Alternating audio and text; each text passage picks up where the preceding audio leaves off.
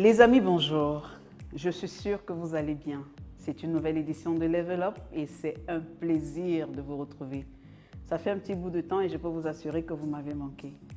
Alors, je vais partager avec vous mes tips, mes petits points, ces petits points qui font la différence chez moi et qui me gardent toujours aussi équilibrée et aussi prête à l'action. Les gens ne vous le diront pas, mais chacun a sa façon de tenir dans le management. Certains ont complètement démissionné de leur fonction de manager et qui ont confié à quelqu'un d'autre. C'est possible, c'est le cas de promoteurs d'établissements hôteliers qui n'ont pas forcément la capacité de manager leur investissement. Donc, ils confient ça, ils externalisent, voilà. Mais nous avons choisi d'aller au front. Donc, aller au front, ça signifie prendre le taureau par les cornes, mettre une entreprise sur pied, la faire fonctionner et prospérer. Ce n'est pas du tout repos. Néanmoins, ce n'est pas impossible parce que plein de personnes refusent de prendre l'initiative parce que vous croyez que c'est un cauchemar. Non, je vous assure tout de suite, ce n'est pas un cauchemar. Type numéro 1, soyez vous-même. C'est la base, c'est la clé. Restez vous-même. Si vous pensez que vous allez embrasser le monde entier en une seule minute, vous faites complètement un flop. Restez vous-même. Numéro 2, restez équilibré, ok? Si vous vous êtes fixé des objectifs, restez équilibré sur vos objectifs, restez équilibré sur la destination que vous voulez atteindre avec l'initiative que vous avez lancée. Numéro 3, entourez-vous de bons collaborateurs. Il y aura une vidéo dans laquelle je vous expliquerai comment véritablement s'entourer de meilleurs collaborateurs. Parce que les collaborateurs, c'est le capital humain de l'entreprise. Et quand le capital humain est raté, c'est la débâcle totale. Quatrième, prenez soin de vous. Vous allez me dire, non, j'ai beaucoup de travail, j'arrive pas à prendre 5 minutes pour me reposer. Non, prenez soin de vous. Faites du sport, alimentez-vous bien, prenez du temps de qualité avec les personnes que vous aimez, avec vos amis et revenez de là complètement rechargé.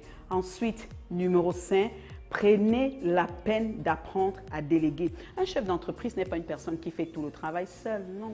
Un chef d'entreprise, un véritable chef d'entreprise, c'est quelqu'un qui délègue, c'est quelqu'un qui sait établir les priorités par poste et les faire respecter pour pouvoir atteindre l'objectif global.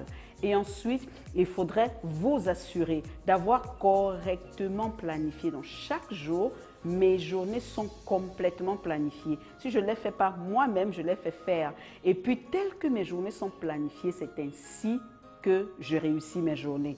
L'autre chose qui fait de moi un manager exceptionnel, c'est que j'ai toujours une attitude de gagnante.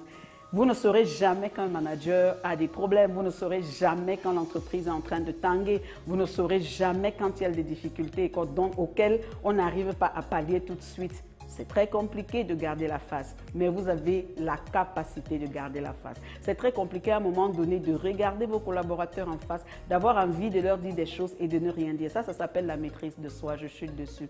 Donc, en matière de maîtrise de soi, il faut être passé maître. Parce que si vous n'avez pas la maîtrise de vous-même, vous n'aurez la maîtrise d'aucune situation. Un manager, c'est quelqu'un qui va au front avec les situations qu'il n'est pas toujours obligé de partager avec ses collaborateurs ou bien choisir un ou deux collaborateurs dont il s'entoure et avec lesquels il partage les situations les plus difficiles de l'entreprise. Ces outils, en général, au quotidien, me permettent de me décharger. Je vais vous dire quelque chose.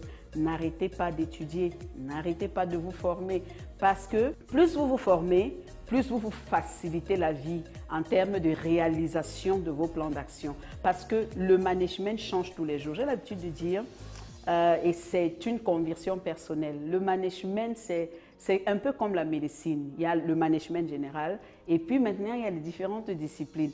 Formez-vous dans les différentes disciplines. Ne laissez rien passer et ne lâchez rien. À très bientôt dans une nouvelle vidéo.